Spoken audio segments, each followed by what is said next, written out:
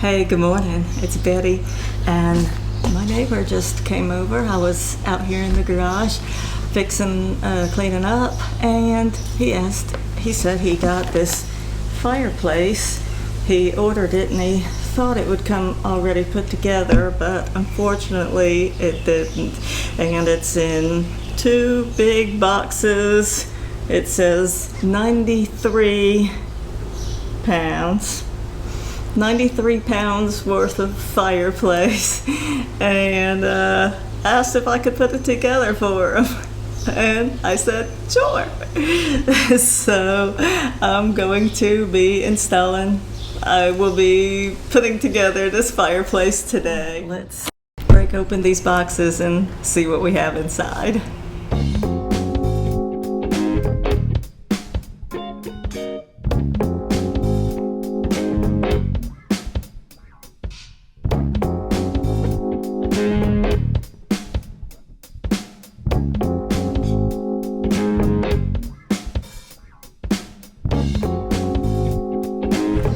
Now we got that laid out, and the first thing I like to do is to go through the parts list and make sure everything is here and we have what we need to put it together. One thing.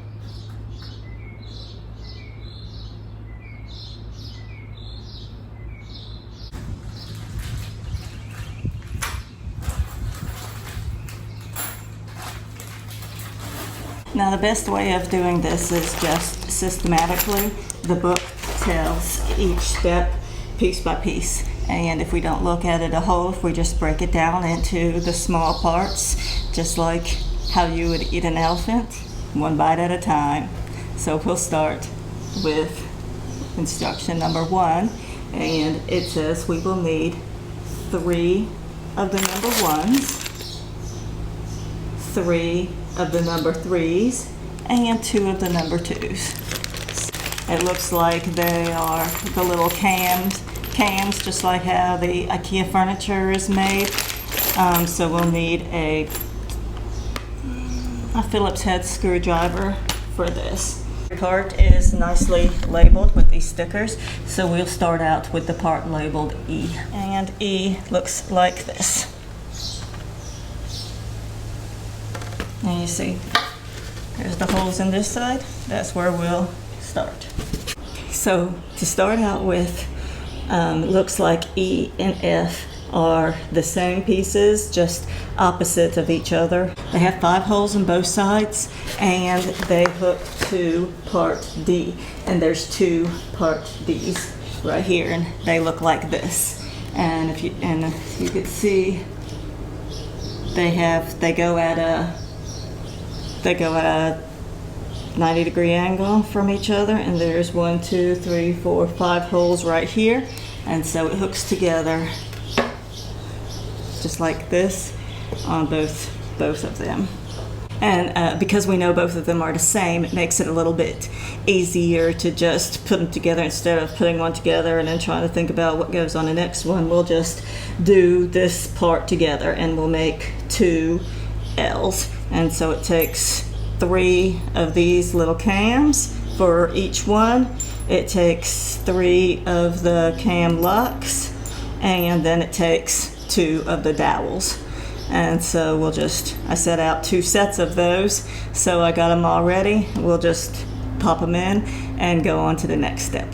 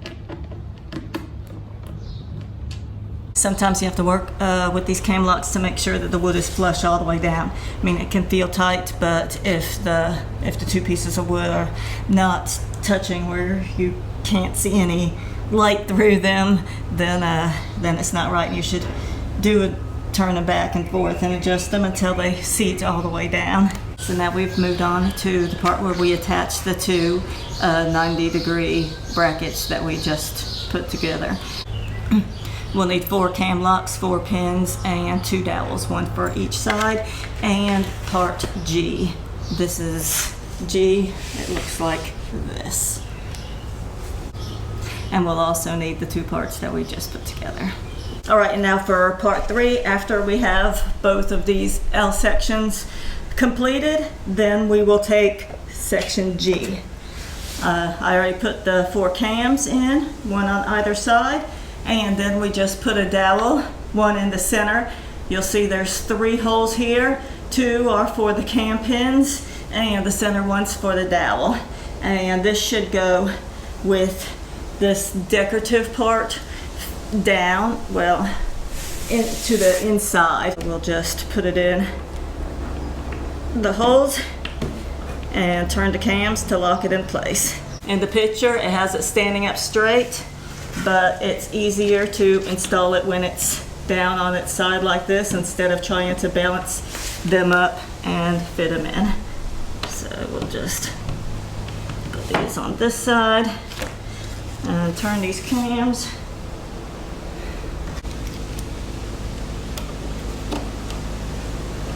We don't want to tighten them all the way just because it's not even. We have to have them on both sides so it'll be even, so it won't strip anything. And there we go. And now we can tighten them all down.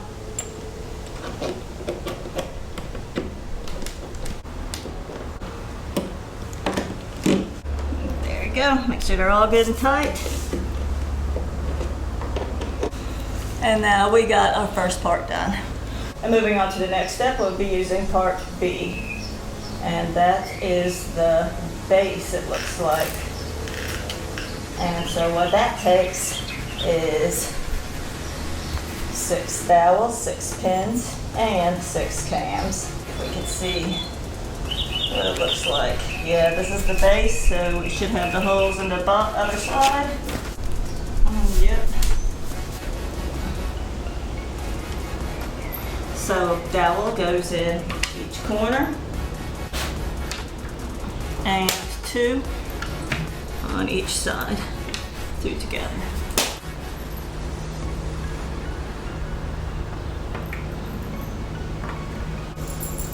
And then we'll screw in the pins. You can tell where the holes are where they screw in.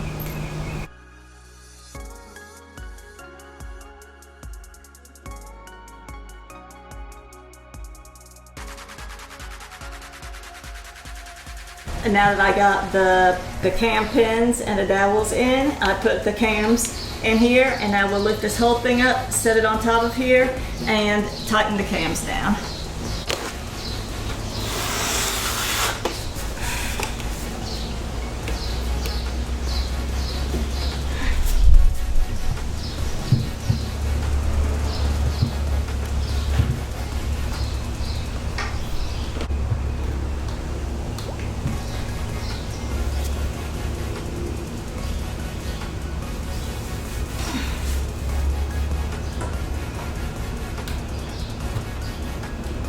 And be careful not to smash your fingers here.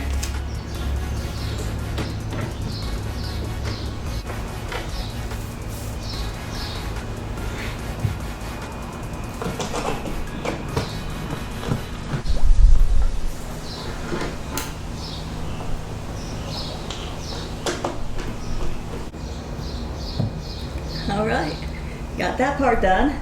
On to the next step. And now with this next step, we'll be fastening these decorative stone pieces together. And it takes 2 dowels, 2 cams, and 2 pins. So you'll be able to see on here where the dowels go. They're the empty hole, and the pins are the hole with the with a little circle around it. And so we'll put those in, screw them down tight.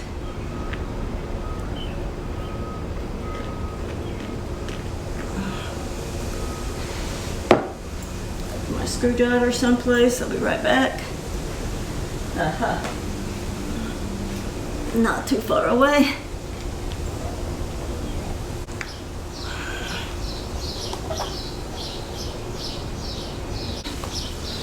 And now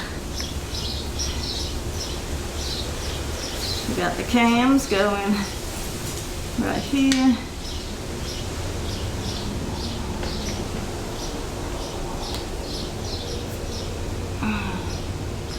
And right here. And we know they only can go on one way because of where the cam is located, and we know that the stone's got to be on the same side. So put that just like that, tighten it down. And the one on this side.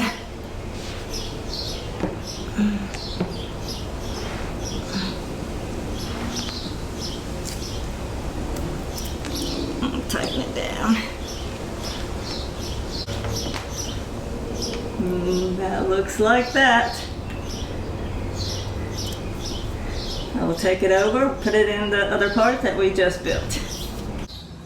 Right in here. Just like that. Now we're at the back of it. I just put that in, and we have to secure it with these screws. They are labeled number 4, and we'll be using 12 of those.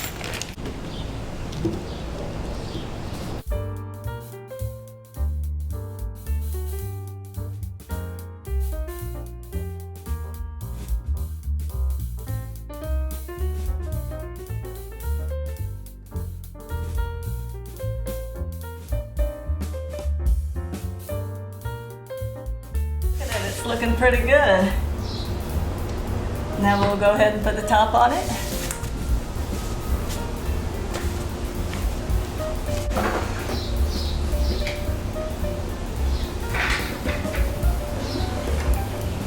This is part A.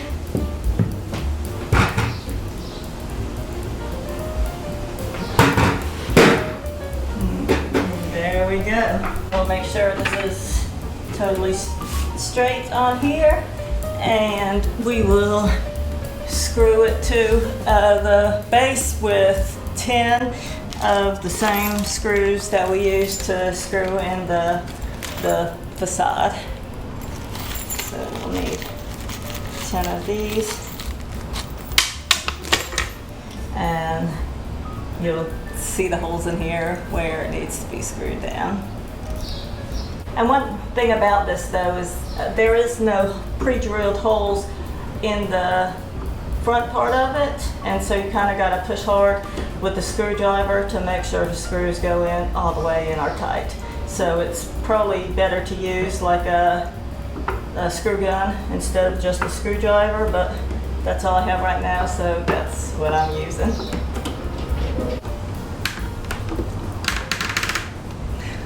All right. Got all of those 10 screwed in, and so if you're building this, I would suggest pulling this to the edge, matching it up straight, and then putting the screws in that go this way to hold it, because when you're putting in the screws this way, you're pushing and you don't want to push this out and misalign it. So now we're going to install this, this top piece that looks like this, and that's where these little things come into play. So we'll put those out, place this on top, and then there's little hinges here that we'll put 2 of the smaller screws there, number 5, and we'll put 2 here, 2 here, and 2 here to attach this corner in place. And you'll notice on the bottom there's these little wedges here, and so that helps you line it up because they go right on top, centered on the wedges.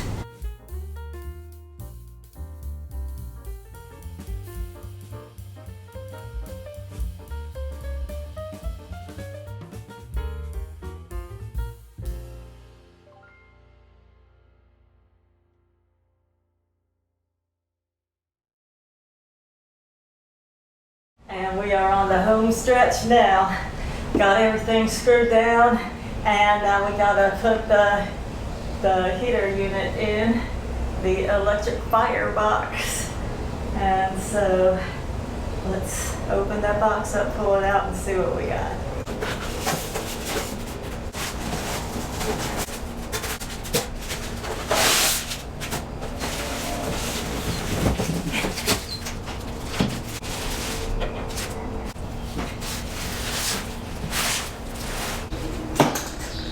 Okay, so this just sits in here.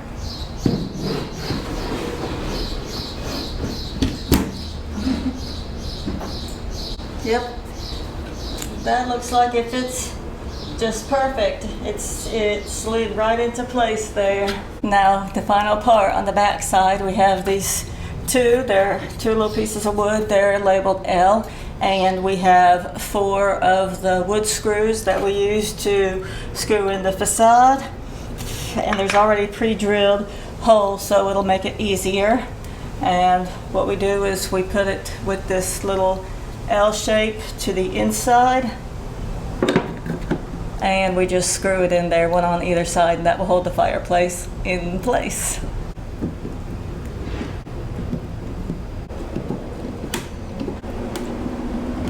Last part, and we are done. Yep, it's not going nowhere. Well, it turned out really good. I like it. It looks good. This is really pretty. I'm sure my neighbor's gonna really enjoy it and be glad that he bought it. So, hope it gives him years of warmth and enjoyment sitting beside the fireplace. So I run over there and let them know it's done. Thank you for watching. You all have a wonderful day and take care. Bye-bye.